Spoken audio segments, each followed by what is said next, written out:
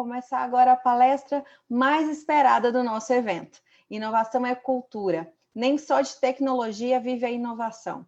Com Sérgio Cavalcante. Bem-vindo, Sérgio. Sérgio é Head de Inovação do Grupo Cornélio Brenan, conselheiro do BRAIN, presidente do Conselho Consultivo da Anchante Recife, presidente do Conselho Administrativo da Agência Recife para Inovação e Estratégia, além de vasta experiência como CEO do César. Muito obrigada por aceitar nosso convite, César. O espaço é todo seu. Obrigada, Sérgio. Oi, Larissa. Eu que agradeço. Fico até nervoso. Vocês estão fazendo tanta propaganda que eu agora nem sei mais se consigo fazer uma apresentação à altura. Eu não tenho dúvida nenhuma.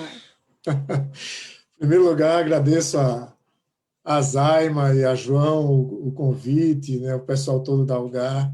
É um prazer estar aqui com vocês, depois no painel com Ana, Carol, Pierre, né, que faz tempo que a gente não se vê, né, Pierre, com pandemia aí no meio do caminho. E com o Tiago aí é que faz tempo mesmo, né? Tiago eu recebi lá no César, logo quando ele estava chegando com o seu Summit, né, On the Road, aqui no Recife. Muito, muito legal, né? Eu acho que as bolas foram todas muito levantadas, tem muita coisa para cortar, tem muita coisa que já foi falada, que bom, eu vou reforçar, né? Então, em primeiro lugar, boa tarde a todos. Quero também aproveitar para dar os parabéns aos 90 anos da Algar, né, do Grupo Algar como um todo. Realmente, nesse país que a gente vive, não é trivial fazer 90 anos, não é mesmo, e o grupo todo está de parabéns. Essa apresentação que eu vou fazer, ela tem a ver com um pouco da experiência que eu adquiri ao longo dos anos, né? Para quem não me conhece melhor, eu sou engenheiro eletrônico, fiz mestrado, fiz eletrônica aqui na UFPE, fiz mestrado em informática no Centro de Informática da UFPE, e eu decidi só fazer mestrado depois que eu soubesse o que eu queria aprender mais. Eu não saí correndo da graduação, mestrado, doutorado, não fiz isso. Então, cada vez que eu sentia falta de alguma coisa, sentia falta de algum conhecimento, eu ia atrás e me aprofundar nesse conhecimento. Então, eu fiz um mestrado em informática, porque eu trabalhava com computadores especiais, projeto de computadores para empresas e tal. E em 89 comecei a dar aula como professor substituto do Centro de Informática da UFPE, onde hoje eu sou professor efetivo já há algum tempo, né? E aí, nessa coisa toda, eu fiz projetos para empresas, eu fiz o primeiro grande projeto do Centro de Informática com uma grande empresa, que é a Motorola, existe até hoje esse projeto, isso foi em 99, depois eu fui trabalhar com o César na parte de gestão, presidente do conselho, depois CEO, e aí fui entendendo melhor por que é que o Brasil não inovava tanto quanto poderia, o que é que essa disparidade toda que foi mencionada por todo mundo, como é que isso impacta a inovação, como é que isso impacta a nossa capacidade de melhorar. Particularmente, vocês vão ver que tem algum viés, obviamente, daqui do Nordeste, né? Eu sou recifense, e a gente parece que em algum momento desaprendeu um pouco do que é que a gente, do nosso da nossa história, né? Pernambuco já foi aí o Leão do Norte, o grande estado, um grande estado para o país como um todo, mas já foi um dos principais estados do país. Parece que a gente desaprendeu um pouco disso. Então, eu vou falar um pouco sobre isso. Eu vou compartilhar minha tela com vocês. E vamos começar a falar um pouco sobre isso. Essa palestra, sendo muito franco para vocês, eu já fiz ela de várias formas diferentes, de vários títulos diferentes. E aí as pessoas às vezes me perguntam assim, mas por que você está... Para quem já viu, né?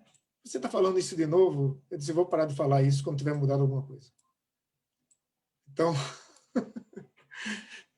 como não mudou, eu vou ficar batendo nessa tecla até que alguma coisa aconteça, até que a gente mude, até que a gente altere as coisas como elas são. Né? Então, o título que eu coloquei hoje é Inovação e Cultura, mas porque tem muita inovação, mas tem muita cultura. Cultura é o principal. Né? E aí, qualquer coisa, por favor, entrei em contato, eu vou... Larissa, eu estou com o meu WhatsApp aberto, qualquer coisa você pode entrar em contato, você simplesmente me para aqui, porque eu não estou Perfeito. enxergando no momento o chat, tá? Tá, joia, combinado, Sérgio. Beleza. Então, vamos lá. Antes de começar a falar sobre cultura, a gente vai falar um pouco sobre inovação no geral, é porque o Brasil inova pouco. Que danado é que está impedindo a gente de inovar? E aí eu vou falar, eu fiz um estudo quando eu estava ainda no César, e aí percebi que a gente estava com dificuldade de criar novas empresas. E a gente criava mais, muito mais, e a gente passou a criar menos e tal. Depois começamos a melhorar, uma parte por conta desse trabalho que eu fiz aqui. Então, o que é que acontece? A gente tem um modelo educacional, veja, eu vou falar de várias partes, tá? Como professor, eu vou falar mal do professor, eu me dou o direito de falar mal do professor. Como engenheiro, eu me dou o direito de falar mal do engenheiro. Como gestor, eu me dou o direito de falar mal do gestor. Então, em primeiro lugar, a gente tem um modelo pedagógico complicadíssimo no Brasil. A gente tem um modelo em que, quando chega no ensino médio, cada professor, cada área de conhecimento resolve empurrar o seu conhecimento dentro do currículo base do MEC. Então, na verdade, em vez de a gente ter um conjunto gigante, um conhecimento grande, a gente tem, na verdade, muita coisa empurrada ali dentro. Veja, meus filhos estudaram em escola privada, onde eles tiveram a oportunidade no ensino fundamental de ter aula de robótica, de ter aula de teatro. E aí, quando chega no ensino, para por quê? Porque, na verdade, tem tanta coisa para eles aprenderem que não cabe mais. O colégio não consegue mais colocar esse ensino do jeito que se permitia no fundamental, né? Eu ouvi uma vez de Luciano Meira, amigo meu, e especialista em educação, e ele disse o seguinte: existem 1.500 pontos de aprendizagem, 1.500 pontos de aprendizagem para o ensino médio. São 3 anos de ensino médio, então a gente tem 500 pontos por ano. A 200 dias letivos, nós temos 2,5 novos pontos de aprendizagem por dia, novos. Isso é impossível de você conseguir fazer com que a pessoa tenha tempo de aprender os novos e ainda sedimentar os antigos. E isso vai ser empurrado de uma forma tão absurda que o aluno se torna pouco analítico. Ele passa a ser passivo, não preguiçoso, passivo no sentido de que ele não tem tempo de sair procurando a sua própria identidade. E é justamente uma fase importante da vida nossa, né, do adolescente, que é questionar os valores. Ele tem que questionar os valores, ele tem que colocar os seus próprios valores, só que ele não tem tempo para fazer isso. É tudo entregue para ele de apostila do livro. Em vez de você ler 3 livros para você tirar a sua conclusão, você fica lendo a conclusão de terceiros. E isso é absurdo, né? Você termina perdendo a sua capacidade analítica e você não consegue sobreviver a esse avalanche de informações. E o problema desse avalanche de informações é que a gente já sabe o que acontece, né? Você fica com muito mais propensão a criar notícias falsas ou repassar notícias falsas, inclusive porque você simplesmente não fez a avaliação da notícia corretamente. E aí vem, o que a gente já conheceu depois disso, são as fake news, é tudo que aparece depois, porque se permite que as pessoas simplesmente aceitem a informação sem necessariamente checar ela, né? Deixa eu só verificar se eu consigo colocar aqui o... Deixa para lá. Vai como está. Não estou conseguindo ver o chat. Mas qualquer coisa. Vamos lá. Então, esse é o modelo pedagógico que eu chamo de tudo de bandeja, porque o aluno fica esperando que tudo seja entregue a ele, ele não tem condições de se tornar analítico, e se você não tem condições de se tornar analítico, você não consegue identificar oportunidades, né? Você não ensina a resolver problemas, só ensina a resolver e não encontrar. Um outro problema sério, que é a mercadofobia universitária. As grandes universidades de pesquisa, de geração de conhecimento no Brasil, são universidades públicas, e essas universidades confundem o que é autonomia universitária com a necessidade de dar uma resposta para a sociedade.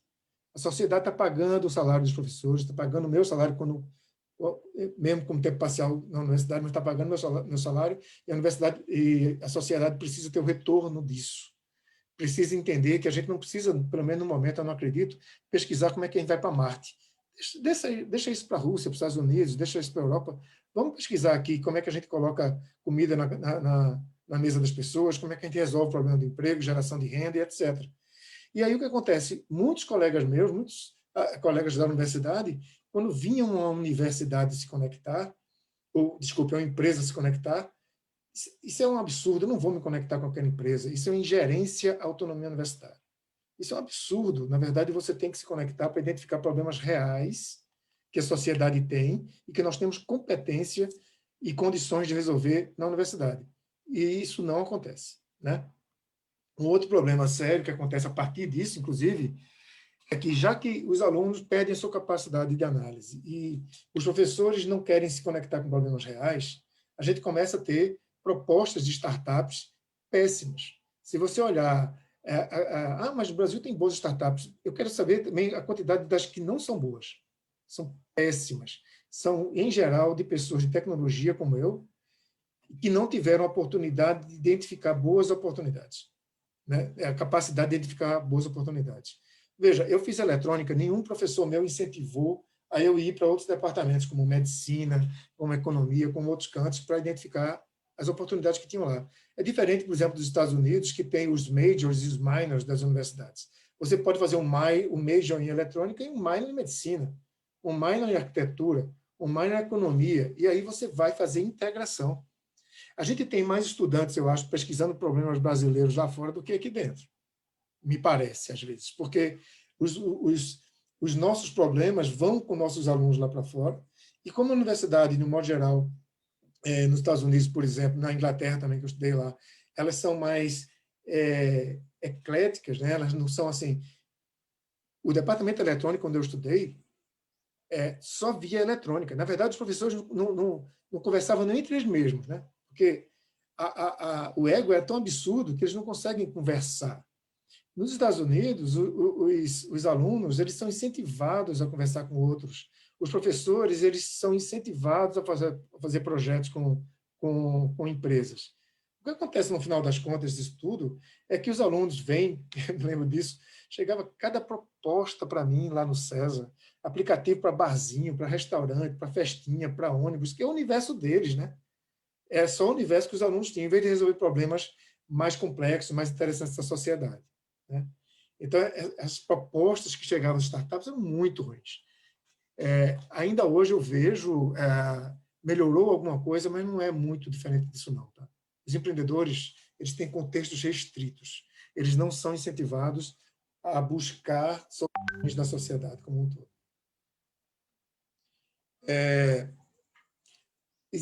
A maioria das empresas são copycat. O que é empresa copycat? E aí, veja, já falei um pouco do modelo pedagógico, já falei um pouco da forma como a universidade é super fechada em si própria, né? E falei o que é que isso leva para os empreendedores, mas vamos ver a questão das empresas em si. A maioria das empresas do Brasil é de cópia, né? O mercado brasileiro ainda é um mercado extremamente fechado, é uma redoma. A gente mesmo brinca dizendo assim, o Brasil não é um país para amadores, isso faz com que o Brasil fique fechado nele mesmo. E aí existe uma pesquisa chamada Pintec, né? Faz algum tempo que eu não verifico como é que ela anda, mas eu saí acompanhando vários anos da Pintec, a pesquisa industrial sobre inovação tecnológica, que é feita pelo IBGE. E aí tem umas coisas interessantes. Vocês sabem qual é a maior fonte de conhecimento da maioria das empresas? A maior fonte de conhecimento são outras áreas da própria empresa. Significa que elas estão copiando. A área de contas a pagar fez um negócio legal, e aí o pessoal da área jurídica resolve fazer também. Isso é cópia, né?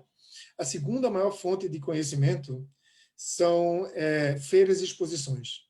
Aí eu vou lá, convidado por Tiago, lá para Portugal, e vou participar de uma grande feira de produtos, chego lá, e aí eu licencio uma propriedade intelectual para produzir no Brasil. Eu não fiz inovação de fato nenhuma, mas isso é considerado inovação, pelo menos pelo manual de Oslo, né, que é o mais usado no mundo e tal, para esse tipo de definição. Eu inovei no Brasil, mas do ponto de vista do mundo em si, eu não inovei nada, eu só fiz copiar uma inovação, na verdade, licenciar ela. A terceira ainda é pior, são os concorrentes.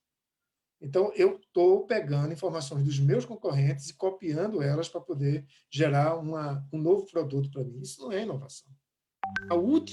Só a última é que é a parte de pesquisa e desenvolvimento, né? E o que mais se gasta em inovação? O que mais se gasta em inovação é compras de novo ferramental ou de novo software.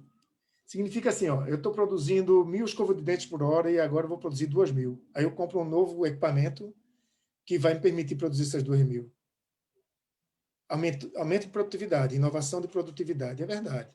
Do ponto de vista do que está definido como inovação, isso é inovação. Mas não é de fato, né? O segundo maior gasto é em treinamentos, para você saber usar aquele equipamento. O terceiro maior gasto é em adequações físicas e jurídicas para você poder usar aquele equipamento.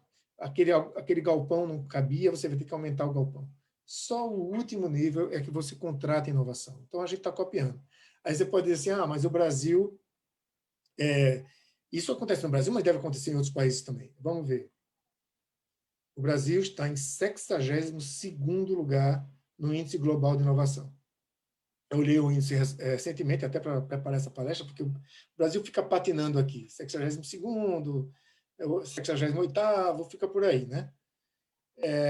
E aí tinha até uma coisa assim, parece até fake news, o Brasil está entre os melhores das economias médias, mas o Brasil não é economia média, o Brasil está entre os 10 melhores da economia do mundo. Então, vamos ser realistas, né? Não adianta a gente sair deturpando a informação para parecer que a gente está melhor do que a gente é de fato. Uma coisa que eu acho importante a gente perceber também é o seguinte, tem essas questões todas e tem essa preocupação. Será que eu ainda posso inovar? Tem um mito, né, que diz que só jovens inovam. Isso não é verdade. Os empreendedores têm em média 40 anos na sua primeira startup, né? Isso, do ponto de vista dos Estados Unidos em si. A gente vai falar um pouco do Brasil. 45 anos é a média de idade dos empreendedores de alto crescimento e 55 anos, se você tem mais de 55 anos, você tem o dobro de chance de lançar uma startup de alto crescimento do que aqueles com menos de 35 anos. Então, acho bom a gente acordar para isso. A gente tem tempo para a gente ainda, pelo menos para mim ainda tem. Uma coisa que é interessante aqui no Brasil, né? Em 2007, 4,9% dos empreendedores tinham entre 55 e 64 anos. Em 2016, isso passou para 10,4%. E entre aqueles já estabelecidos que não faliram logo de cara, esse percentual sobe para 19,2%, né, na faixa etária. E aí, só para ter uma brincadeira e para mostrar algumas coisas para vocês, achei essa informação aqui interessante. Sam Walton fundou o Walmart com 44 anos. Adi Dassler fundou a Adidas com 49. Gordon Bowker fundou a Starbucks com 51. Joseph Campbell com 52, a Campbell's. A Arianna Huffington, o Huffington Post com 54. Charles Flint fundou a IBM com 61. E Harlan Davis Sanders fundou a Kentucky Fried Chicken com 62.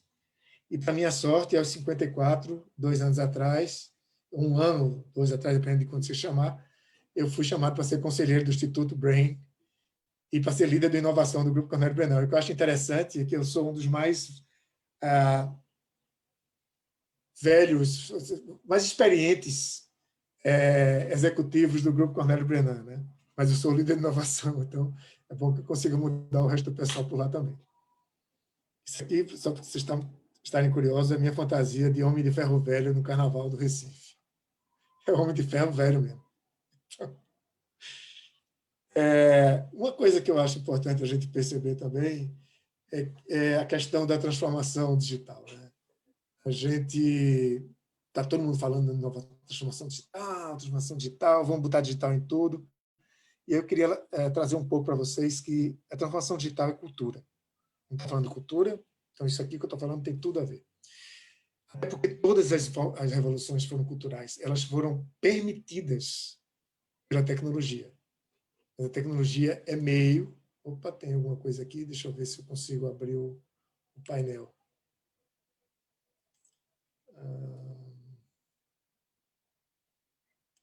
Painel de vídeo.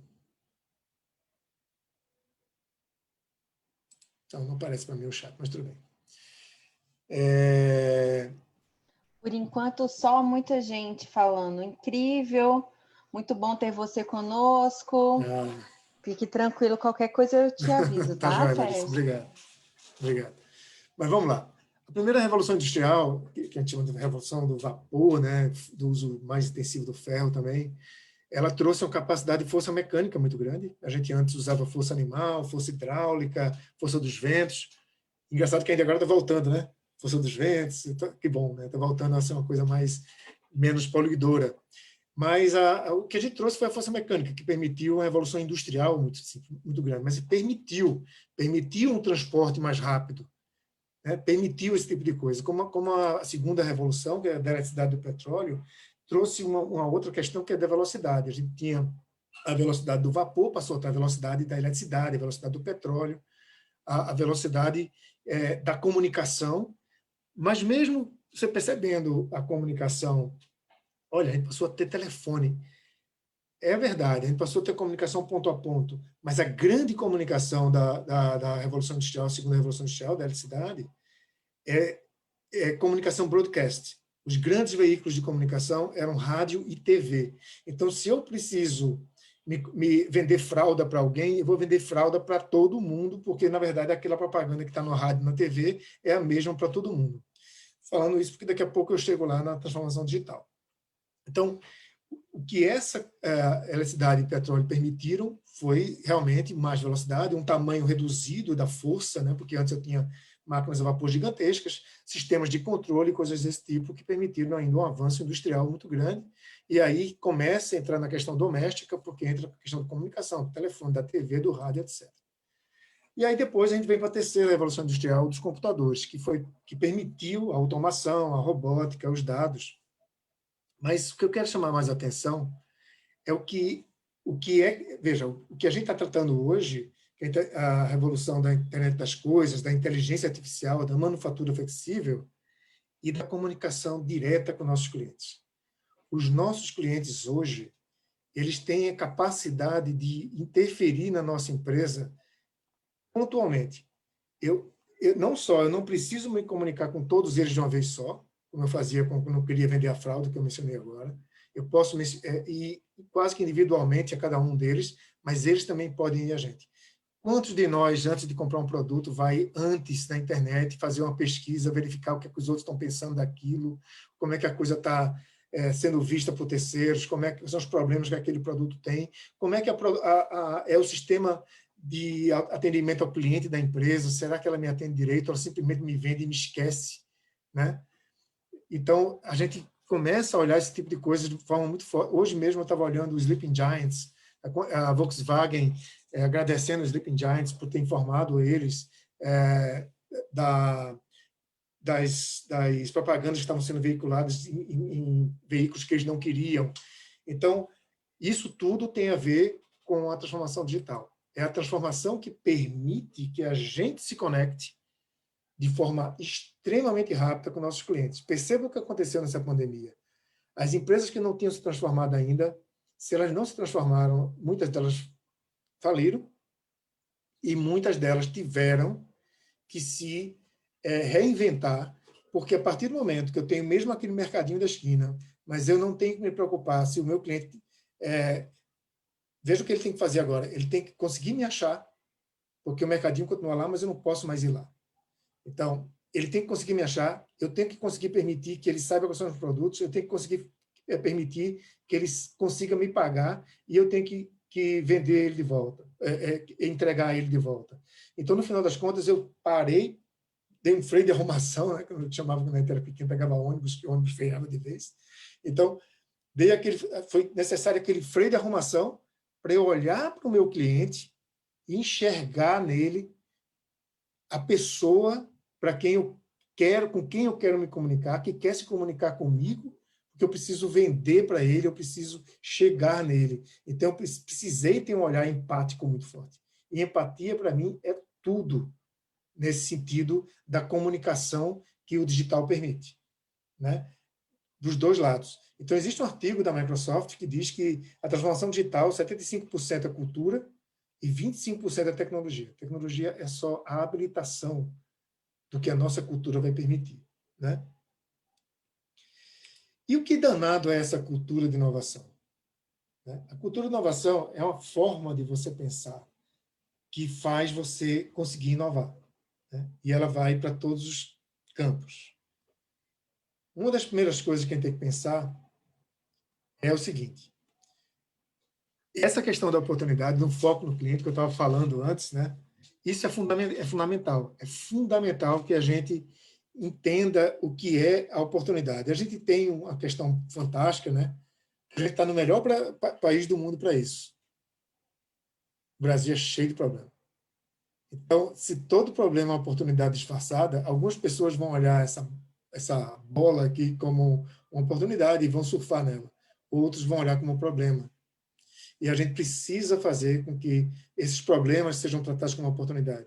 Ah, mas tudo é ruim. Veja, aqui em Recife tem uma empresa chamada Avantia, e ela, inclusive, tem uma tecnologia que foi desenvolvida por uma outra empresa chamada Dacor, por conta do problema de segurança. O que aconteceu?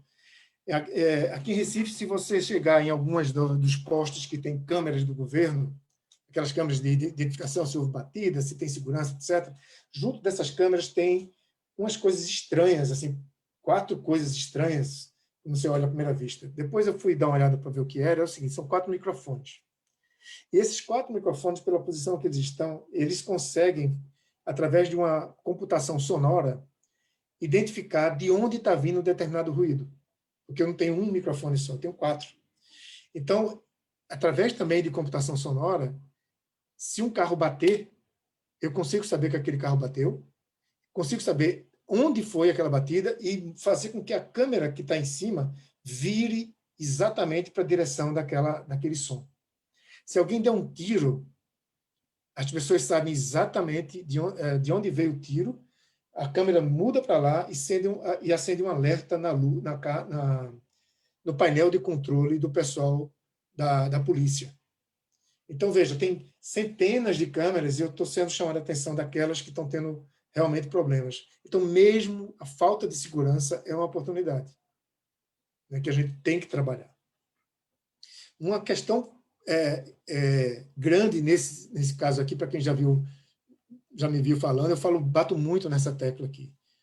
O Brasil tem uma falha no uso do processo de inovação gigantesco, né? Eu sou engenheiro. Engenheiro é aquele cara que diz o que você quer comprar sem perguntar a você, né? Olha, você deve estar querendo isso daqui. E aí o que acontece? Começa a desenvolver produtos. O próprio Steve Jobs fez isso. O Steve Jobs desenvolveu um negócio chamado Newton um tempo atrás, que foi um fracasso total, porque ele não perguntou de fato o que as pessoas queriam. A gente esquece que os prédios onde a gente está, eles foram projetados por alguém. Eles não foram construídos direto, não. Teve um arquiteto que foi olhar como é que ele seria usado, qual era a melhor forma de colocar aquela escada, aquele elevador, aquele saguão. São prédios diferentes. Então, tem uma concepção aqui que é feita por esse pessoal de design, né, de concepção, que a gente esquece muitas vezes de fazer. A gente acha que a gente já sabe qual é a solução. E isso não tem sentido. A gente não pode sair desenvolvendo de cara. Quem que são os caras mais conhecidos pela construção de Brasília? Niemeyer, Lúcio Costa. Olha, mas eles não construíram Brasília, eles projetaram Brasília. Eles fizeram essa parte inicial aqui. Tem até uma ponte aqui em Recife, interessante, chamada Ponte Joaquim Cardoso. Ele, sim, participou da construção de Brasília, ele era engenheiro calculista. Ninguém nem se lembra dele. A parte mais importante ficou, obviamente, para quem conseguiu conceber a cidade de Brasília, que é realmente muito bonita. Então, a gente precisa usar mais design thinking, a gente precisa usar mais concepção, parar de achar que a gente já sabe qual é a solução e a gente parar para identificar, de fato, a oportunidade. A gente parar para identificar qual é o problema raiz. Muitas vezes a gente tem um problema e a gente já tenta achar uma solução para aquele problema. Quando a gente vai perguntar, mas peraí, por que você tem esse problema? Por que isso aqui? E aí você vai extraindo a informação até que você acha o problema raiz. A gente precisa ter técnicas para isso, né? Tem um negócio que eu uso muito, para vocês terem ideia como eu uso, essa reportagem é de 2006, tá? Mas eu acho ela fantástica. Esse camarada, ele chama Mário Polegato. Mário Polegato, ele desenvolveu uma empresa que aqui no Brasil é pouco conhecida. Não sei se o Thiago está aí ainda, mas com certeza ele conhece, chama-se Geox. A Geox, ela produz sapatos especiais para trilhas, para coisas desse tipo. Em 14 anos, a Geox saiu de ser uma startup e em 14 anos ela passou a faturar mais de $500 milhão por ano.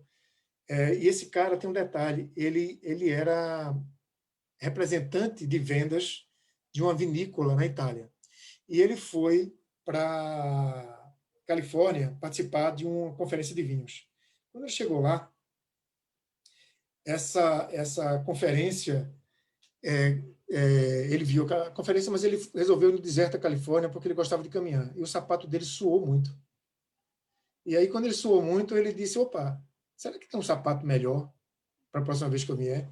E aí, quando ele foi verificar, não encontrou sapato melhor, ele criou um sapato, que é um sapato com furos na sola do pé e bastante arejado o sapato. E ele ofereceu esse sapato para a Nike e para a Adidas, que não deram a mínima para ele.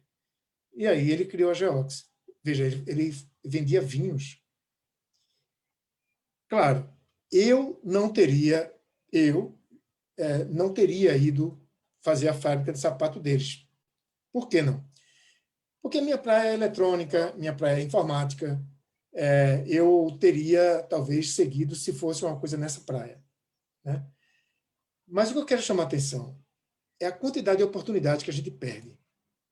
É a quantidade de vezes que a gente vê o sapato da gente suar e a gente não para pensar, será que ali tem uma oportunidade?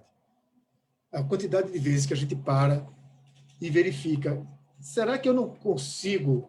Deixa eu só baixar aqui o barulho do ar. Será que eu não é melhor será que eu não consigo perceber que ali tem uma oportunidade, que ali tem um problema e que eu vou trabalhar? Agora, eu posso chegar e tomar a decisão de não seguir adiante com aquela oportunidade. Tudo bem, mas não perceber a oportunidade é um problema. A gente sempre fica reclamando, e olha que o brasileiro gosta de reclamar. A gente reclama de tudo, a gente reclama que sempre alguém tem que fazer alguma coisa por nós, que o governo tem que fazer alguma coisa, e a gente não para olhar que a gente deveria estar resolvendo os problemas. É a cultura de fazer, né? Não esperar que seja feito por nós. Tá? Então, eu chamo atenção, porque nesse caso é impressionante, o sapato dele suou no deserto. Uma outra coisa que é importante a gente perceber também é que a gente precisa estudar os problemas. Esse caso aqui eu gosto muito, porque é o seguinte, esse camarada aqui, Alberto Carvalho, por acaso, pernambucano, ele foi, não sei se contou, acho que não, o primeiro brasileiro a presidir a Procter & Gamble aqui do Brasil. E ele decidiu vender fraldas da Procter & Gamble fabricadas no Brasil em outros países. E deu certo em vários países, mas em 2 deles não deu. E aí ele foi atrás para tentar descobrir o que tinha acontecido. Ele chegou ao seguinte, ó, no México, as fraldas não eram compradas porque as pessoas não achavam que ela absorvia suficientemente urina. Por quê? Porque o bebê mexicano urina mais mesmo. As mulheres mexicanas comem um condimento que passa para o leite da criança e que faz ele urinar mais. Então, a fralda tinha que ser feita de outra forma, tinha que ser feita com mais material absorvente, né? Na China, acontecia um problema semelhante, mas não era de não vender, mas não era porque o bebê urinava mais, não. Ele não vendia porque a perna do bebê chinês era mais gordinha do que a perna do bebê brasileiro. E por que isso? Porque na China é muito comum que um bebê more na casa com 4 adultos. São os pais dele e mais ou os avós de um lado ou os avós do outro. E só tem um bebê. Então, como ele é muito paparicado, ele não anda muito no chão, ele não reduz a gordura da perna, ele não faz exercício, no final das contas. E a partir dessas informações, eles modificaram os produtos, né? Então, estudar, entender o cliente é fundamental. Uma outra coisa que eu acho importantíssima na cultura de inovação é você encontrar e divulgar seu propósito. Como é que você consegue justificar que uma startup recém-nascida, recém-criada, consiga roubar pessoas do seu negócio super estabelecido? Porque ela tem propósito, né? E aí a gente vê, isso foi falado muito no painel anterior, da necessidade de a gente resolver os problemas da sociedade como um todo. Não dá para a gente esperar que o governo seja o responsável por resolver tudo. Nós somos responsáveis. Até porque quem colocou o governo lá fomos nós. E o governo e a sociedade, e a sociedade em si fazem o país como um todo. A gente precisa resolver esse tipo de problema, não pode esperar que alguém resolva. E isso está tão claro que, no ano passado, foi feito um statement, um manifesto de uma entidade chamada Business Roundtable, nos Estados Unidos, em que eles falavam claramente o seguinte, que você não tem mais que se preocupar apenas com o acionista, né? Só para vocês terem ideia de quem é a Business Roundtable, a Business Roundtable, ela congrega as 200 maiores empresas americanas que, juntas, produzem 7 trilhões de dólares por ano. Eu vejo que eles colocam claramente que o acionista não é o único stakeholder. O cliente, os empregados, os fornecedores, as comunidades do entorno e o meio ambiente também fazem parte da responsabilidade da empresa. Esse é um statement de agosto de 2019, de uma única página. Essas 5 questões que estão colocadas aqui é justamente esses 5 pontos que eu coloquei, mas é muito interessante fazer com que empresas americanas tenham assinado isso. Se vocês, vou passar super rapidamente aqui, na verdade é automático, as assinaturas todas que tem aqui são assinaturas dos CEOs dessas grandes empresas. A Apple assinou, a American Airlines assinou, tudo que você pensar, assinou. Né? Se eles estão preocupados com isso, eu espero que o mundo, quem não está preocupado ainda, acorde e passe a se preocupar com isso também. E aí eu vou chamar a atenção para uma coisa que talvez, uma sigla que alguns de vocês talvez não conheçam ainda, chamada ESG.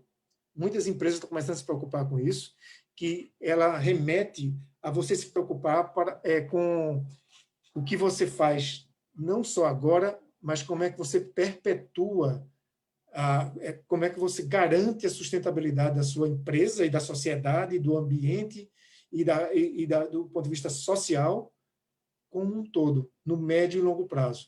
Então, ESG remete a Environmental, Social and Governance, no sentido de sustentabilidade, responsabilidade social e ética.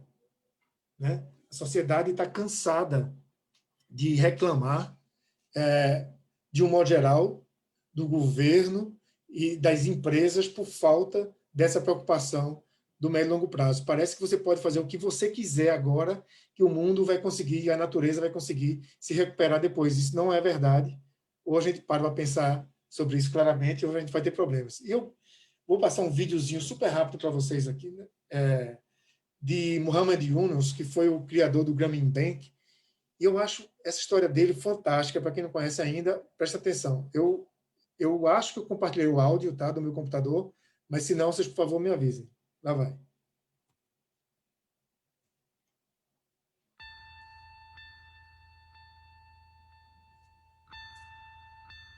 We created a joint venture company with Danone.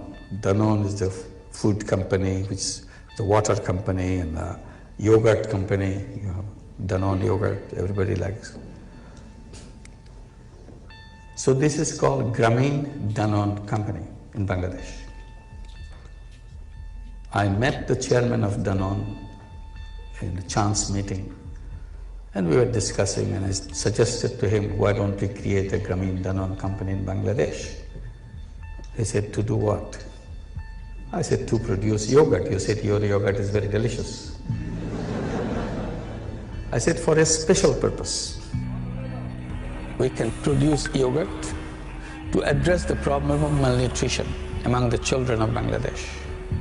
We take all the micronutrients which are missing in the children, put it in the yogurt, and make it very cheap so that the poorest children can afford it and eat it. There are millions and millions of children in Bangladesh who are malnourished. Experts tell us that if a child eats 2 cups of these yogurts per week and does it over a year, he or she will regain the full health. He said, I agree. He shook hands and he said, I agree. I said, I have not finished yet. I said, it will be a social business. He said, what is a social business? I explained to him, in this business, social business, you can invest but you cannot take any dividend.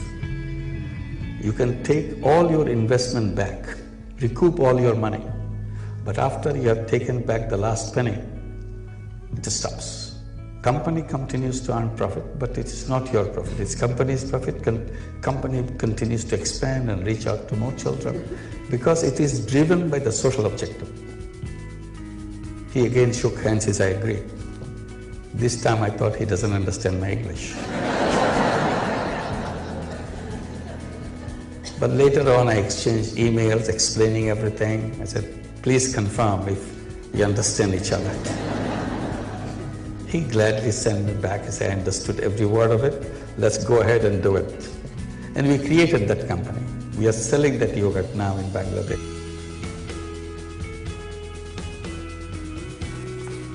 She gets a batch of supplies from the Grameen Danone factory, and then she sells it in the village. We have a special program for beggars. So she might be a member of that group that as a beggar, she joined Grameen Bank to take a loan and start the business. Instead of begging around, now she sells around. So it's a transformation by itself. This particular job, selling yogurt, came in very handy. She knows the families all around the place. She knows where she can sell this stuff. And people support her because she used to beg. Now she's selling something. So this is good for everybody.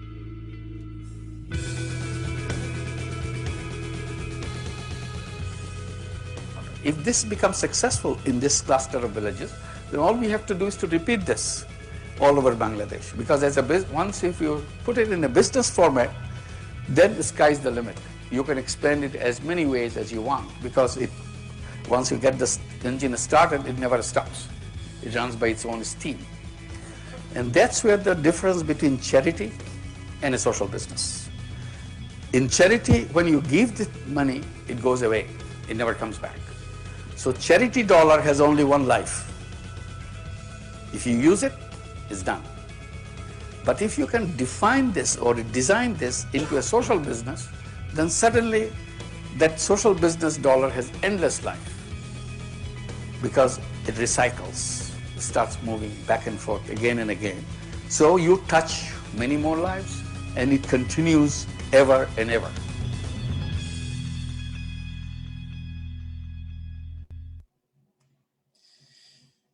Vocês acham que uma coisa como essa não rouba gente de grandes corporações, não? Porque tem um propósito, porque a pessoa se sente impelida a participar de uma atividade como essa. Uma outra coisa super importante que eu acho é que a gente tem que atrair pensamentos divergentes. Tá? Esse diverge, converge que tem aqui escrito lá, eu vou explicar melhor. E a gente está com um problema muito sério para fazer isso acontecer, não só no Brasil, mas no mundo de modo geral. Tá? Veja, isso aqui é o Google Design Sprint Methodology. Para quem não conhece, é uma metodologia de 6 fases. Isso está nesse link aqui, que chama Design Sprint Kit. .withgoogle.com, para quem quiser dar uma olhada. Cada fase dessa tem vários métodos diferentes, vários tipos de formas de você conduzir. Então, se você precisa desenvolver um produto do zero, você pode usar uma forma diferente. Se você precisa melhorar um produto que você já tem, se você precisa criar um serviço, ou seja, depende do tipo de coisa que você quer fazer, você tem métodos dentro desse framework, vamos dizer, que o Google chamou de Google Design Sprint Methodology.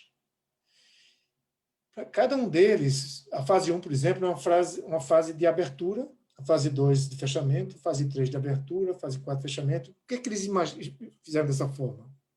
A Google diz o seguinte: se você tentar colocar todo mundo dentro de uma única sala para ter uma ideia, e você fazer isso com a metodologia de brainstorm, por exemplo, que é uma metodologia onde todo mundo pode falar ao mesmo tempo, e fica até que saia um consenso, você vai ter um problema, porque provavelmente a ideia que vai sair, por ser um consenso, ela é uma ideia que, na verdade, tirou as coisas mais radicais de todos os lados. Você não manteve nada radical, porque qualquer coisa que fosse radical não ia ser aceito por um dos membros.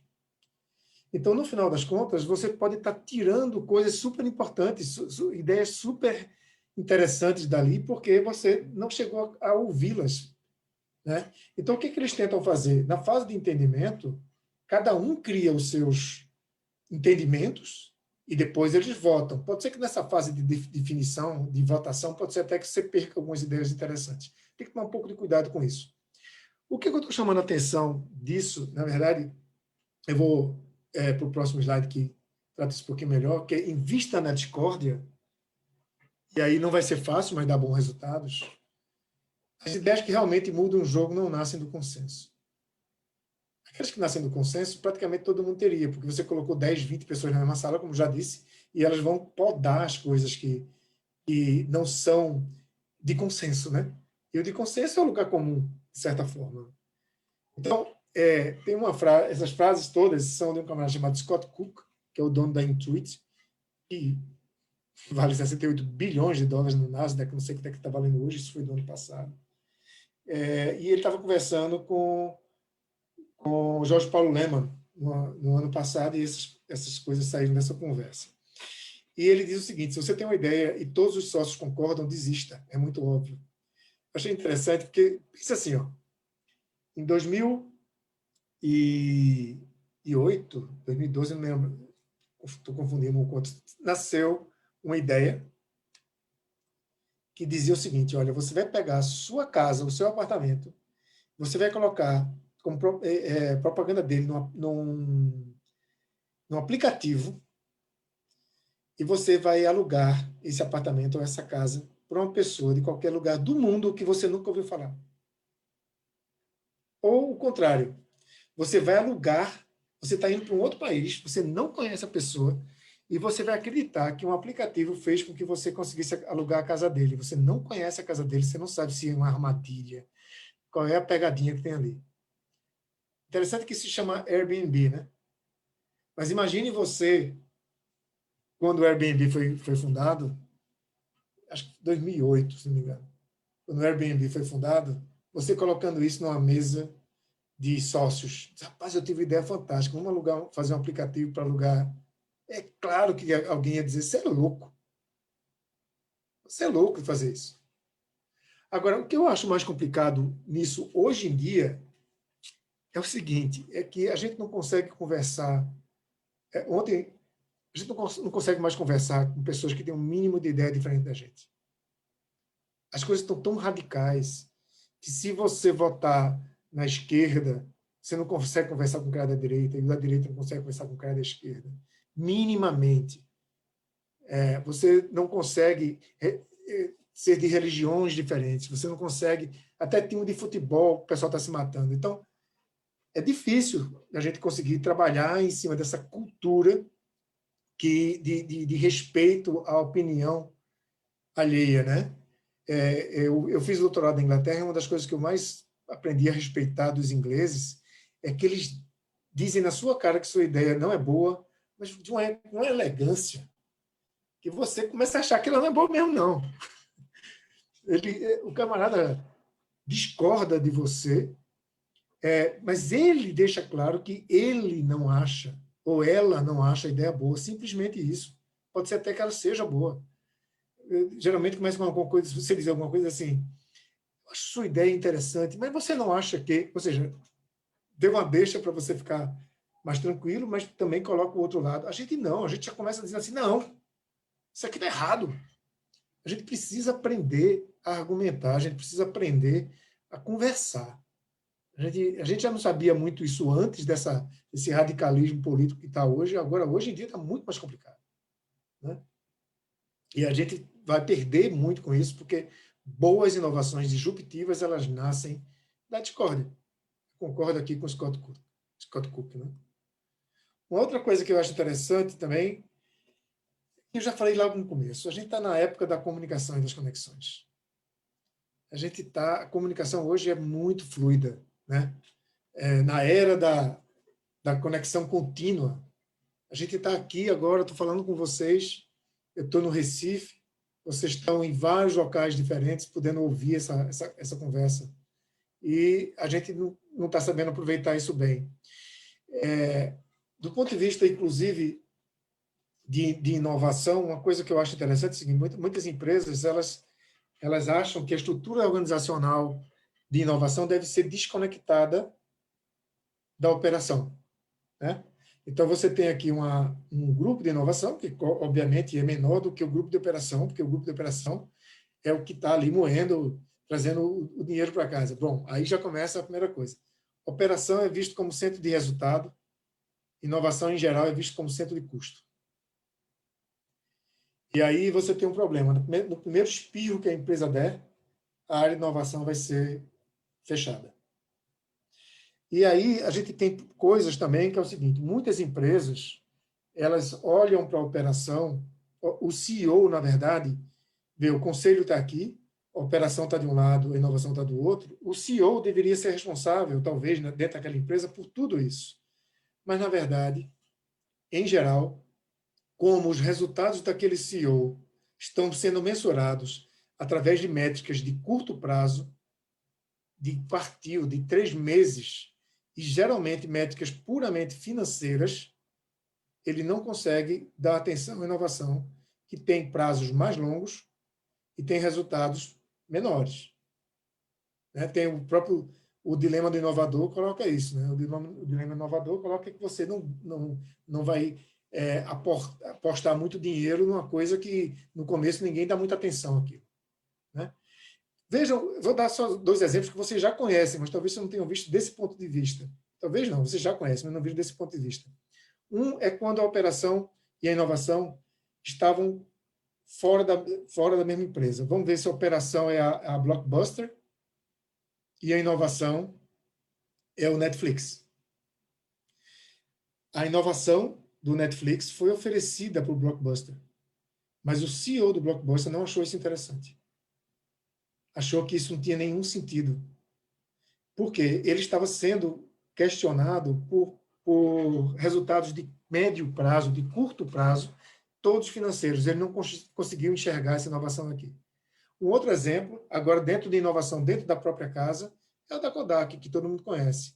A Kodak criou a máquina digital, a propriedade intelectual da maioria das coisas do começo da máquina digital era da Kodak, ou seja, o grupo de inovação era da Kodak, mas esse grupo aqui não conseguiu vender para a operação que fazia filme e papel fotográfico. A Kodak não enxergou naquela época que o que ela oferecia para o mercado não era papel e filme fotográfico. Era uma forma de você guardar recordações. E aí se perdeu no meio do caminho. Uma coisa interessante que eu li depois é o seguinte: a Kodak, inclusive, quando percebeu que estava indo muito mal, ela tentou trocar sua operação, contratou um CEO que tinha sido da Motorola, mas era tarde demais. Esse CEO teve que ir de encontro a todos os engenheiros químicos que faziam parte dessa operação e não conseguiu trazer a inovação, que era outro tipo de tecnologia para aqui para dentro. Né? Então, essa não é a estrutura organizacional mais adequada à inovação. Veja o que o próprio, no caso do Brain, está fazendo. O Brain está fazendo a inovação e transferindo essa inovação o tempo todo para dentro da Algar Telecom, fazendo com que a Algar Telecom incorpore a inovação, passe a enxergar a inovação, ou seja, tá, como Zaima e João gostam de dizer, está tombando a empresa inteira. Né? Acho ótimo, é assim mesmo. É assim mesmo, se tentasse ficar estanque o tempo todo, não ia dar certo. Não ia dar certo. A questão é você trazer essa cultura inteira para dentro da Algar. É isso que está sendo feito e é isso que tem que ser feito. É assim que tem que ser uma estrutura readequada à inovação. A inovação faz parte. Né? Dentro ainda dessa questão de conexões, né? Foi bom que o Pierre falou antes também, eu tive o prazer de participar da construção, né, do Porto Digital e a transferência do César para lá em 2001, 2002. E aí eu posso dizer a vocês claramente qual a diferença do Porto Digital, por exemplo, de um parque tecnológico comum. É que o Porto Digital é um ecossistema. E qual é a diferença de um parque tecnológico para um ecossistema? Um parque tecnológico é apenas um parque industrial, um polo industrial, onde as empresas são de tecnologia. No polo industrial, as empresas podem não se conversar. Então, elas são um polo industrial. A partir do momento que elas conversarem entre si, estabelecerem a cultura de conexão, a cultura de comunicação, a cultura de resolver problemas juntos, elas se transformam no ecossistema. A partir do momento que elas conversam e começam a resolver problemas próprios ou problemas de terceiros, dos seus clientes, de forma conjunta, elas criaram um ecossistema. E a partir daí, aí as coisas começam a evoluir muito mais rapidamente do que se você tiver só um parque tecnológico onde cada um faz o seu e ninguém está interessado no que está acontecendo no lado, né? Outro ponto importante é o valorizar a autonomia, a confiança e a ética, né? Tinha tem uma pessoa que eu conheço que, logo que uma vez eu cheguei para ele, dei uma ideia. Rapaz, eu tive ideia para resolver tal problema aqui, assim, assim, assim. Não. Eu disse, mas rapaz, você disse não mais rápido do que eu tive tempo de explicar a minha ideia. Deixasse nem explicar a ideia completamente. Aí eu peguei e disse, tudo bem. Aí eu expliquei a ideia todinha e disse, rapaz, interessante, vamos fazer. Eu disse, pois é, mas antes da gente continuar em fazer, deixa eu falar uma coisa para você. Eu sou seu chefe. Então, você disse não, eu pedi a você a licença para lhe dizer minha ideia, porque eu não gostava nunca de colocar assim, dizendo, eu vou fazer, você tem que obedecer. Nunca fui de fazer desse jeito. E aí eu disse, o que você fez não está certo. Ah, mas você me conhece, eu sou assim. Eu disse, mas não pode ser assim. Porque um funcionário seu nunca mais vai ter coragem de dar uma ideia novamente se você disser não tão rápido. Ele não sabe quem você é, não sabe como você é. Então, uma coisa que eu acho interessante é também as pessoas aprenderem a delegar. Não só ouvir, mas também delegar. Em vez de você... engenheiro, né? Eu estou falando mais uma vez de engenheiro. Engenheiro é assim. Se alguém me dá um problema e não achar que tem uma solução, eu não achar que há uma solução, porque eu acho que é mais ou menos assim, eu termino achando que não existe solução. Isso é um absurdo. Você tem que aprender a fazer perguntas. Muitas das perguntas que você tem resposta, mas não é você que vai dar. Você pode contratar um grupo da universidade, você pode conversar com outras pessoas que têm aquelas ideias. Então, eu achei interessante essa frase aqui de Dan Sullivan, conversando com Peter Diamandis, que a maioria das pessoas pergunta o seguinte, como eu resolvo esse problema? Quando a pergunta não devia ser essa. A pergunta devia ser, quem resolve esse problema? Né? Porque se eu tento resolver todos os problemas, o que vai acontecer é que eu vou ter muita sobrecarga e ideias não implementadas. Né? Eu me lembro uma vez, eu fui para um evento em São Paulo e um cliente da gente chegou e disse assim, olha, tudo bom, Sérgio? Tudo bem. Eu sou cliente de vocês lá no César e tal. Como é que anda meu projeto? E eu disse, eu não sei. Disse, como você não sabe? Você não é o CEO do César? Eu disse, veja que coisa boa que eu não sei. Tem 110 projetos andando em paralelo nesse momento no César. Se eu tivesse que saber todos os 110, o seu não estaria sendo bem executado. Ainda bem que tem outras pessoas que trabalham comigo, que sabem resolver muito bem o problema que você colocou para a gente resolver. Porque senão a gente não estava resolvendo bem. Ou a gente estaria resolvendo menos problemas e podia ser até que o seu não estivesse contemplado. Então, eu acho que é tão óbvio isso, né? Mas é impressionante. E por conta de coisas como essa, que isso aqui acontece. Ó. Isso é uma reportagem do Valor Econômico de 2018. Chefes desconfiados e controladores derrubam produtividade no país. Claro. Eles querem ter todo o controle sobre tudo que está acontecendo. E aí terminam não permitindo que a empresa faça mais do que pode. Né? Outra coisa que também eu acho muito importante é que a gente deixe as pessoas saírem do casulo, conversem com outras pessoas, promovam essas conexões. Não há como a gente ser centrado no consumidor sem que não só os líderes, na verdade, mas todo mundo saia dos seus escritórios, converse com outras pessoas. Às vezes a gente tem que contratar uma consultoria para fazer um benchmark. Eu não preciso sempre contratar uma consultoria, basta eu conversar com outras pessoas, basta eu conversar com o mercado, conversar com parceiros, que eu vou saber o que está acontecendo com os outros. Agora, se a gente não sai para conversar, se a gente não sai para se enturmar, a gente termina não conseguindo fazer nada disso acontecer. Né? Então, a gente precisa criar uma cultura para todo mundo poder experimentar e não deixar as decisões apenas com os chefes. Né? Eita, foi mal. Travou o computador de vocês? Foi? Brincadeira, calma. Essa brincadeira ela é melhor quando é ao vivo. Porque toda vez que eu faço isso, o operador do vídeo pula da cadeira. É ótimo. Eu Larissa, só não infartei aqui, porque você já tinha me avisado, Sérgio. eu mostrei para você antes, né, Larissa? Senão você tinha. Eu tinha dado Larissa, um dá um troço. problema aí de coração, hein? Que é isso? Estou chamando a atenção aqui o seguinte: erros são parte do processo, pessoal. Vê só. Não querendo desmerecer, claro que não, a Microsoft é uma excelente empresa, vale mais de $1 trilhão. Mas cá para nós, ela todo ano vende para a gente produtos inacabados, a gente que eu estou comprando. E porque eles entendem que é melhor lançar o produto com alguns erros do que não lançar. A gente está fazendo isso há anos e a gente não percebe, porque a gente tem sempre que tentar lançar um produto perfeito. Se o seu produto, se você considera que o seu produto é perfeito, você está atrasado. Alguém já lançou. Nessa hora, tem mais ou menos 3 bilhões de chineses e indianos acordando do outro lado do mundo para fazer a mesma coisa que você está pensando em fazer aqui. Então, acho bom você fazer rápido. Não espere que esteja perfeito, não. A gente tem que permitir errar. A gente não pode ter medo de errar. Teve uma frase uma vez que um camarada me disse assim, ele disse, eu nunca falhei.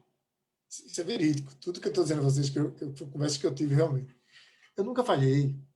Todas as vezes que eu tentei alguma coisa, eu consegui. Tudo que eu consegui. Aí eu, caramba, me senti péssimo, né? Porque eu já falhei pra caramba. Aí eu parei para pensar, e aí eu pensei o seguinte, é provável que ele não tenha tentado tudo. É provável que o limite tenha sido ele mesmo.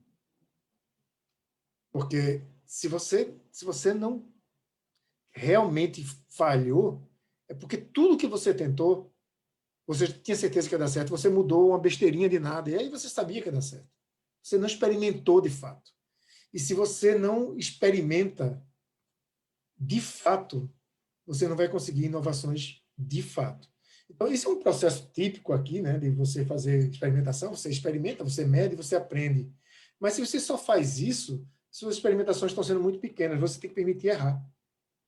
E ainda tem outro detalhe, muitas empresas, quando elas erram, aquela pessoa que errou, ela esconde, né?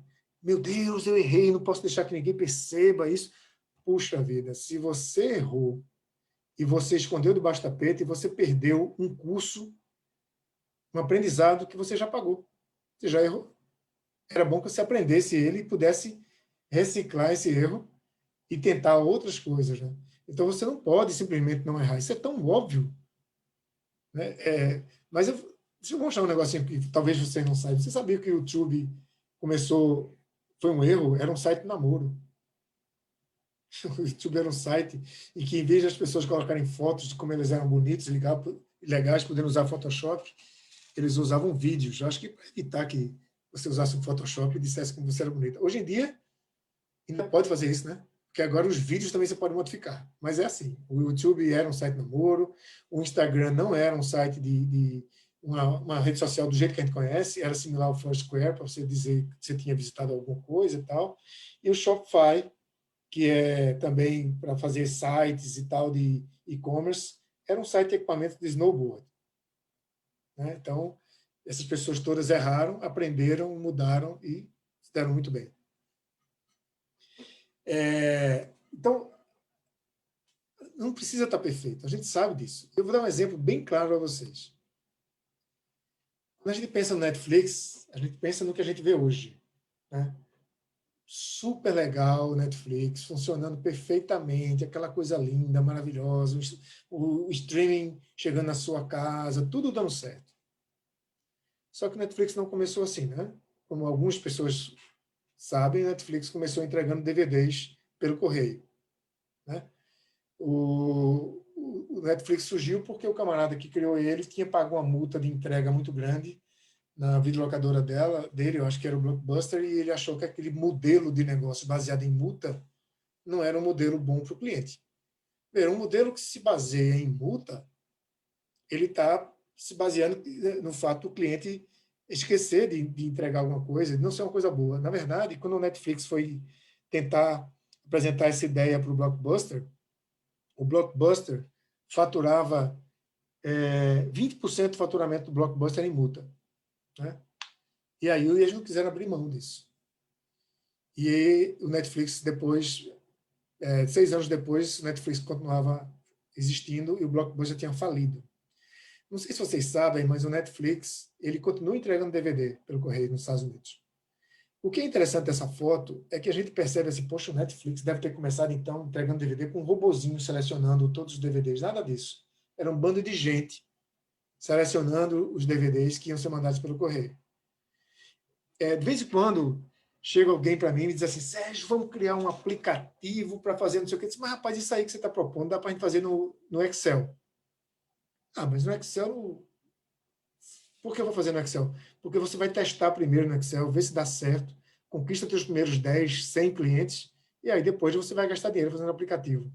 A quantidade de pessoas que acham que tem que atropelar, fazendo aquele negócio que eu mencionei antes, desenvolvendo antes de identificar se a oportunidade realmente é aquela, é impressionante. Tem uma coisa que eu descobri visitando a Amazon nos Estados Unidos em final de 2018. A Amazon, muitas das coisas que eles lançam, a tecnologia não está perfeita. Mas muitas. E aí eles dizem, é um termo que eu não conhecia, que eu acho que não se usa mais hoje em dia, tanto é que não estava escrito na apresentação do camarada lá da Amazon, que chama Turkey Monkeys, que são os macacos turcos. É uma frase pejorativa, mas é o seguinte, eles desenvolvem a tecnologia e suponha a Amazon Go, né? Aquele supermercado que a Amazon criou, que você entra lá dentro, eu fui lá, inclusive, visitar, você entra, aí você tira as coisas das gôndolas, coloca na sua cestinha, e ele identifica que você tirou e vai colocando na sua nota. Se você colocar de volta, ele identifica que você colocou de volta e tira da sua nota. É claro que, como bom brasileiro, acho que todo mundo do mundo vai lá faz isso, eu fiquei colocando, tirando, até para testar se tinha dado certo, né? E no final, quando eu saí da loja, realmente, ele, poucos minutos depois, ele manda para mim a nota já paga, né? Porque eu já tinha meu cartão cadastrado e aí já estava paga. E eu olhei a lista, estava certíssima. O que eu não sabia, e eu não vou dizer que o Amazon Go faz assim, mas como eles disseram que a maioria dos produtos que eles lançam, que tem tecnologia complexa, é assim, o que acontece? Eles colocaram na Amazon Go, eu olhei para cima, tinha uma série de câmeras em cima de mim, as gôndolas tinham sensores de peso de alta precisão e tal, para identificar se você tirou o produto, colocou, para saber qual é o produto, etc. E o algoritmo tenta identificar se você pegou ou você colocou de volta. É claro que aquele algoritmo ele tem uma probabilidade, né? Ele vai dizer, você tirou esse produto com 98% de chance. Ele não consegue dizer com total precisão, né? Se ele pegar aquele produto e ele tiver uma precisão abaixo de um certo valor, ele manda para uma pessoa olhar o vídeo. Isso que eles chamam dos macacos turcos. Então, não são mais turcos, né? Isso é uma expressão muito antiga, segundo o apresentador que fez para a gente, mas ele manda para alguém olhar. Então, não está perfeito, a tecnologia não está perfeita, mas, do meu ponto de vista como usuário, funcionou. E ele pode testar o modelo dele. Se aquele modelo der realmente certo, aí ele vai investir um caminhão de dinheiro para fazer com que aquela tecnologia realmente dê certo. Então, eu estou chamando a atenção que se a gente acha, então, que talvez que a Amazon, quando foi criar aquela Amazon Go, já tinha colocado uma quantidade gigante de dinheiro para garantir que ia dar certo. Não é assim que eles trabalham. Não é assim que a maioria das empresas baseadas em design, em concepção, em teste, em experimentação, trabalham. Eles testam com modelos muito mais simples, que, do ponto de vista do usuário, está sendo feito de uma forma automágica, né?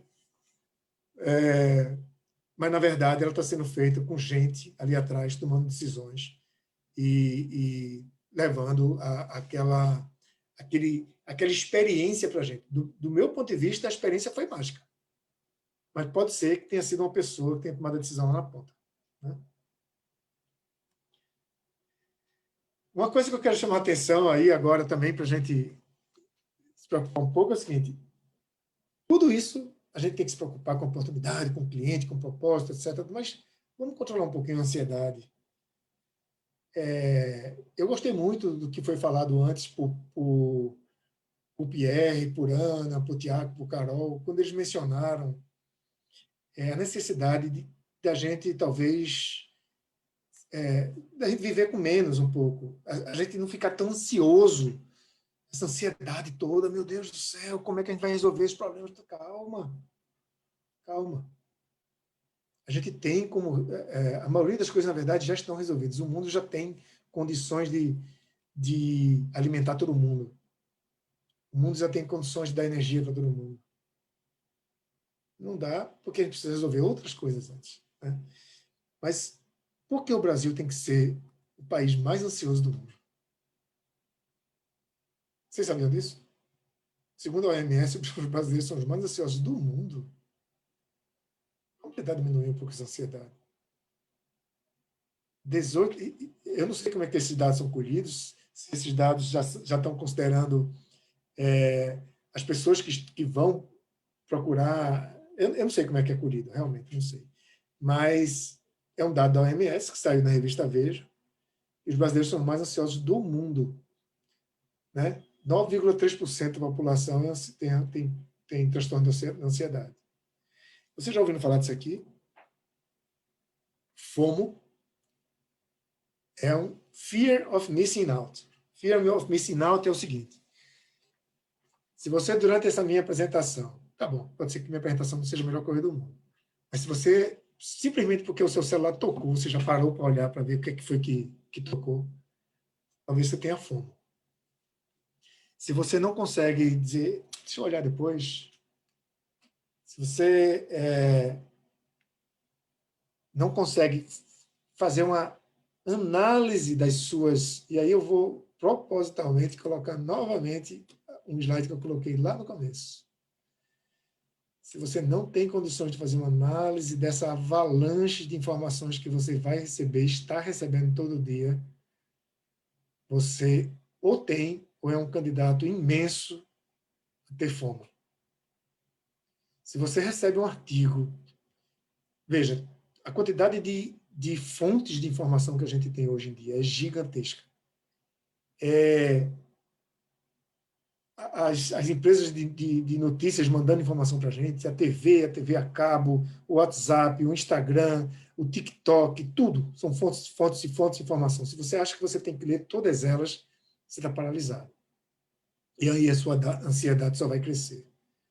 Então a gente precisa parar para não ficar tão ansioso e focar no que é importante, no que é de fato importante, no que é que a gente consegue resolver, para poder a gente não ficar como Lucy. Deixa eu explicar a vocês quem é Lucy. Existe um artigo que eu achei muito interessante do Huffington Post, e ele compara gerações Baby Boomers e geração X com as outras gerações, Y, Millennials, Z, etc. Eu sou Baby Boomer, né? Na verdade eu sou de 64, então fica ali entre Baby Boomer e geração X. Então, como é que era a minha geração? Antes de eu dizer como é que era a minha geração, eu vou dizer um negócio interessante. Esse cara criou uma fórmula, a equação da felicidade. Eu achei interessante pra caramba. Felicidade, dentro do artigo dele, é a realidade menos a expectativa. Certo? Então, se você, quando era criança, tinha uma certa expectativa, e essa expectativa, se a realidade hoje ela é melhor do que a expectativa, então você considera que você teve sucesso. Você tem satisfação. Tá? Então, o sucesso está aqui sendo medido nesse eixo, o tempo sendo medido no eixo de baixo. Tá? A expectativa era essa. Você estava crescendo, você estava evoluindo, você tinha uma expectativa maior, etc, etc. Só que quando você chegou na idade adulta, como eu, a minha realidade é melhor que a minha expectativa, então eu estou satisfeito. Para a minha geração, isso faz todo sentido. Vou explicar o detalhe, é o seguinte. Eu nasci em 64. Em 64, o mundo estava passando pela Guerra Fria, pesada. pós-guerra, tá bom que a guerra tinha sido 20 anos antes, a Segunda Guerra Mundial, mas tinha todos os efeitos da Guerra Fria, essa coisa toda. E todo mundo ficava pensando naquele bendito daquele botão vermelho que os Estados Unidos tinham e que a Rússia também tinha, e imaginando que quando eles apertassem aquele botão vermelho, um conjunto de mísseis intercontinentais com ogivas nucleares ia bombardear o mundo. Se dizia na época que tinha tantas ogivas nucleares no mundo que dava para explodir o mundo 19 vezes. Eu me lembro disso, eu era criança quando vi essa peste dessa informação. Então, era uma informação que deixava a gente preocupado o tempo todo. Junto com isso, ainda tinha a questão da política na época, a questão militar, etc, etc. Então, qual era a minha expectativa? Provavelmente era uma expectativa ruim de mundo, né? Guerra Fria, etc, etc. Aí chega hoje em dia e aí a realidade se mostra melhor. Então, eu me acho uma pessoa de relativo sucesso. Mas o que aconteceu com as gerações que vieram depois? Isso aqui é a expectativa de Lucy. A expectativa de Lucy, quando ela nasceu, já nasceu uma estrela, né? E o mundo dela tinha unicórnios que jorravam arco-íris pela boca. Coisa mais linda do mundo. Então, Lucy tinha essa expectativa. Olha a frase que tem aqui embaixo. Porque apenas espere para que o mundo veja como eu sou maravilhosa. Só que, é claro que o mundo não foi exatamente assim, a expectativa era tão grande, mesmo. Sei lá, o filho da gente dá um chute e diz, é o novo Pelé, né? Aí acerta 2 mais 2 igual a 4, puxa vida, é Einstein. E aí fica essa coisa toda, a gente exaltando. O que acontece é que a expectativa de Lucy era essa, mas a realidade de Lucy não é. Então, como a expectativa é maior do que a realidade, Lucy tem uma sensação de frustração. E eu achei isso muito interessante, porque percebam como isso acontece de fato. A gente precisa melhorar a forma como a gente cria os nossos filhos também, a cultura da expectativa, etc.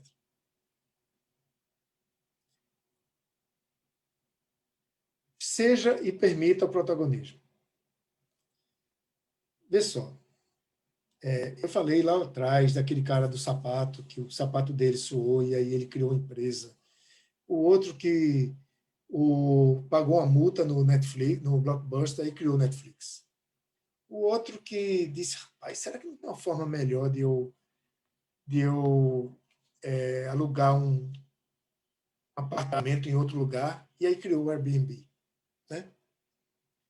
Só tem um problema, é o brasileiro. Né? Por que o brasileiro é tão passivo? Isso é outro estudo da revista digital, é antiga, mas é bastante atual, eu acho. Porque ele acredita que se ninguém reage, é melhor ele também não reagir. Essa é a conclusão de um novo estudo, não tão novo, isso aqui é só uma foto que eu tirei, sobre a notória passividade nacional. Então, o brasileiro, ele não faz, ele espera alguém fazer. Isso está em todos os sentidos. Isso está aquele buraco que você acha no meio da rua, que você acha que o governo tem que tapar. Talvez o governo tenha mesmo um buraco no meio da rua, mas outras coisas que a gente acha que deviam estar acontecendo. Né? Então, eu chamo a atenção da gente aqui para o protagonismo. Aqui em Recife, ninguém para na faixa de pedestre. Na verdade, para dizer que ninguém para, tem uma faixa de pedestre aqui em Recife. Para quem é de Recife sabe, existe uma faixa que fica entre o Shopping Plaza Casa Forte e o Hiper Bom Preço de Casa Forte. Não me pergunte por que essa faixa todos os carros param. Não sei por que essa faixa todo carro para. Mas nenhuma outra faixa no Recife os carros param. E aí eu gosto de correr na rua e eu decidi que eu ia passar por todas as faixas de pedestre. Eu ia botar a mão assim, para dizer, estou passando. E torcer para o carro parar. Até agora deu certo, estou vivo, já recebi muito xingamento, já recebi muito freio em cima de mim, mas até agora deu certo. Né? Também, claro, que eu decidi que eu ia parar em todas as faixas pedestres, como motorista. Então, eu boto pisca-alerta para não levar uma pancada por trás, mas eu paro, etc. E conversando com um amigo meu, um ex-aluno meu, eu perguntei assim, expliquei essa história e disse assim, tu para nessa faixa, nas faixas pedestres? Eu disse, eu não. Por que tu não para? Porque ninguém para. É aquela coisa do brasileiro que eu falei agora, né? O brasileiro sempre espera que alguém faça. E quando é que tu vai parar? Quando alguém parar. Aí eu perguntei a ele assim, e você é alguém ou você é ninguém? Aí, foi engraçado, um ex-aluno meu, aí ele disse assim, Cavalca, eu te chamei para tomar uma cerveja, vamos parar de filosofia, vamos beber? Tá bom, vamos parar. Mas eu fiquei com esse negócio na cabeça, e aí depois eu achei essa reportagem que eu mencionei antes, do brasileiro que não reage. Mas isso é óbvio, a gente o tempo todo aqui no Brasil, a gente fica esperando que o governo resolva alguma coisa, que alguém resolva alguma coisa. Se você não é protagonista para isso, você não é protagonista para a inovação também. Você não inova, inovação é uma cultura, inovação é um estado de espírito, é você observar um problema e perceber que aquele problema você pode resolver. É você perceber uma oportunidade, é você conceber uma solução e você desenvolver aquela solução que você concebeu. Se você acha que sempre alguém vai resolver, então pronto, continue indo na prateleira e comprando os produtos que alguém vai oferecer para você. Porque você não está oferecendo nada para ninguém. E aí, nessas andanças aí, eu vi um vídeo, esse vídeo está meio partido, porque eu capturei ele do Instagram, é um vídeo por vários pedaços do Instagram, né? Como é quando você faz um vídeo grande. E se vocês quiserem ouvir o que ele vai falar, é melhor vocês aumentarem o volume, porque a voz dele não está boa. Mas ele é um poeta aqui de Recife, chamado Miró. Eu achei interessante colocar, ele é da Muribeca, então é Miró from Muribeca, né? Porque tudo que é dito em inglês é mais bonito, né? Então, Muribeca é um bairro aqui do Recife, e aí presta atenção, é um poema, uma poesia super pequena, super curta, super densa. Vê se vocês vão conseguir ouvir. Agora. Eu vou mandar um poema bem pequenininho de uma coisa que eu estou me livrando. Diz assim, o problema não é se há uma luz no fim do túnel. O problema é você não entrar no túnel. O problema não é se há uma luz no fim do túnel. O problema é você não entrar no túnel. Poeta Miró da Muribeca. Na venda. Estou voltando. Beijo. É de uma densidade, né? O problema não é ser um aluno no fim do túnel, é você não entrar no túnel, é você não tomar decisão, é você não fazer, você não... Não é tecnologia, é cultura. A gente precisa fazer, a gente precisa, desculpe, levantar a bunda da cadeira, a gente precisa fazer. Não dá para ficar esperando, porque alguém vai fazer para a gente. Você é alguém ou você é ninguém. Mas é só para concluir com a brincadeirinha, vou dizer vocês terem um pouco de cautela. Isso aqui dá para ouvir bem, tá?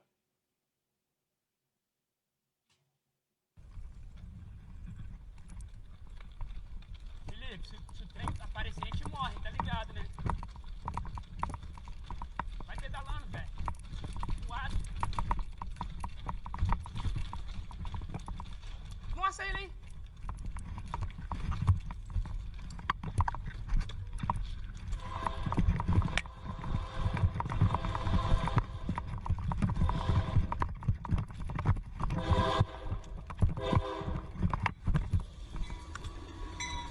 Minha bike. Será que pegou ela?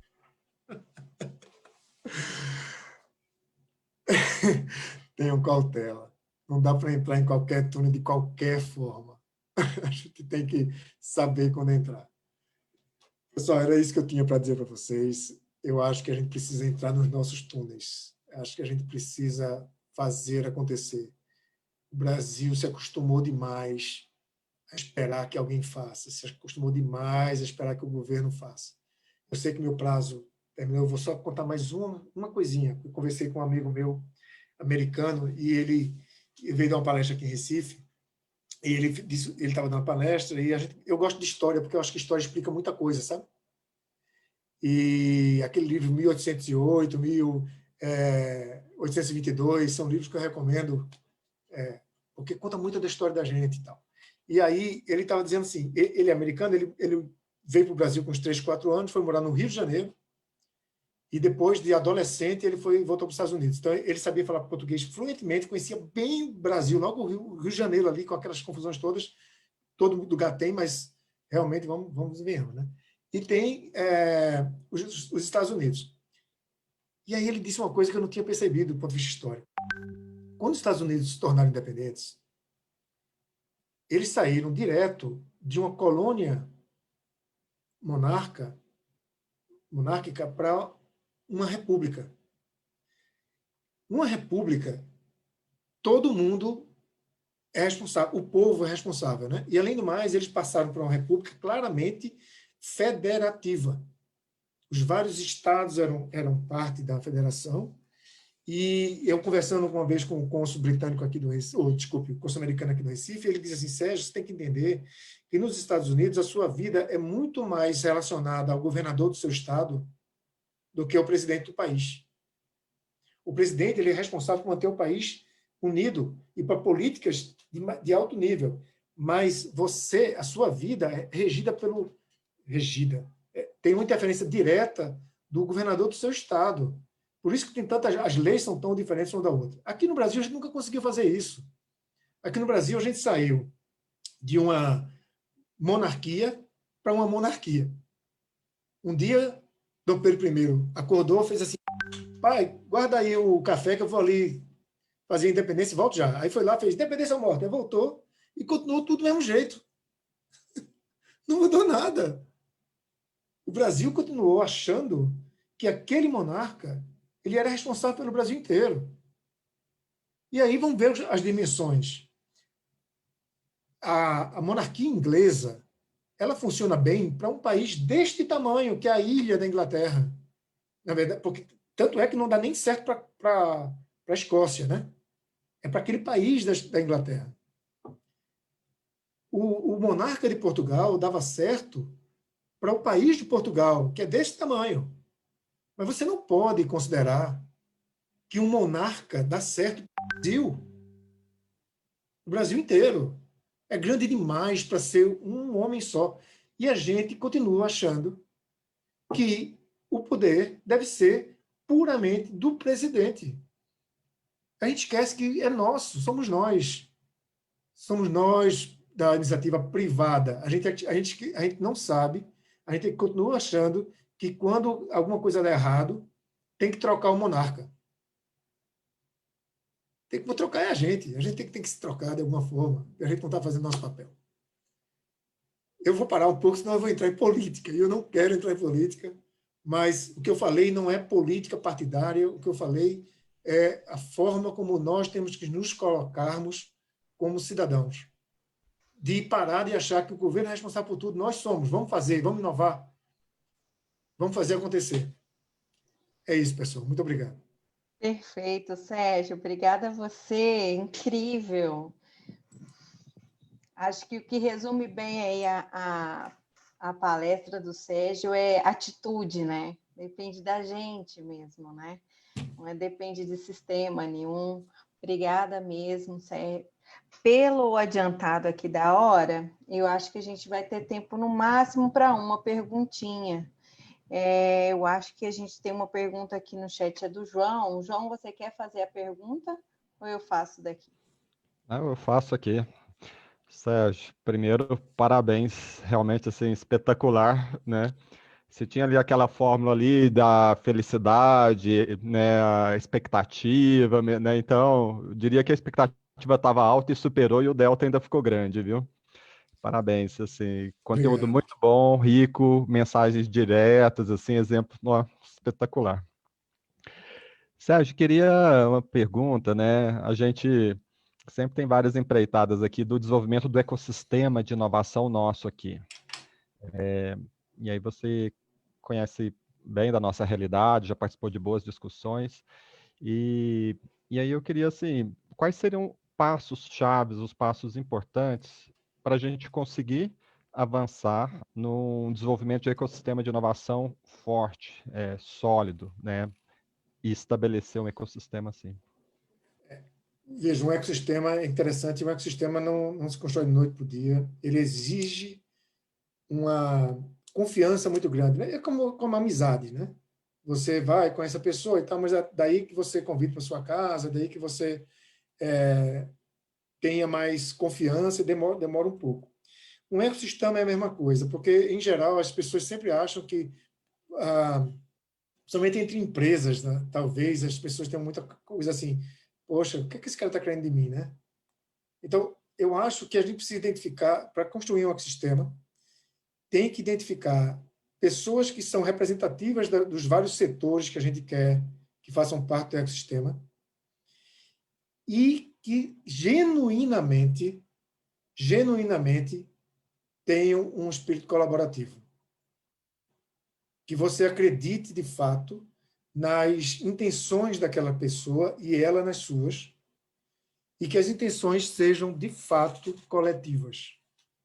Porque se você, em algum momento, ou a pessoa, ou as pessoas acharem que, na verdade, aqueles que estão conversando ali não estão com algum plano B, alguma agenda oculta, não vai funcionar tão facilmente. Então, primeiro tem que conseguir se despir, todos têm que encontrar pessoas que não tenham agendas ocultas, né? que não tenham uma estratégia que não seja a coletiva. Não é trivial, demora, até porque algumas pessoas, às vezes, são realmente aquela que você estava procurando, mas aquela pessoa em si, ela fica avessa, preocupada se você também é uma pessoa que pode se confiar. Ou seja, confiança é fundamental. Fundamental. O que me fez, eu não sei se eu respondi, João, mas eu acho que eu vou em cima da pergunta aqui não sei se tem alguma outra, mas tem uma de Luiz Renato. O que me fez aproximar desse ecossistema de inovação na minha trajetória, qual foi o turning point? Renato, eu vou te dizer, não teve turning point, não. Eu sou apaixonado por coletivo. Eu sou apaixonado por resolver problemas da sociedade. Tem uma coisa que minha mãe fez quando a gente era... Meu avô meu avô, parte de pai, ele veio de uma família que tinha algumas posses lá no interior de Alagoas, mas ele perdeu, a família tinha perdido tudo, ele saiu criando negócios, comércio e tal, não sei o quê. E aí meu pai teve que se tornar rimo de família cedo, porque ele perdeu tudo quando ele foi tentar ajudar a construir Brasília. Ele tinha uma draga lá e a draga afundou, né? Já o meu avô, por parte de mãe, ele era fiteiro de cigarro. Sabe o que é fiteiro? Aquele que cigarro na rua. Então, ele tinha uma banquinha, mas ele vendia cigarro de terno e gravata, né?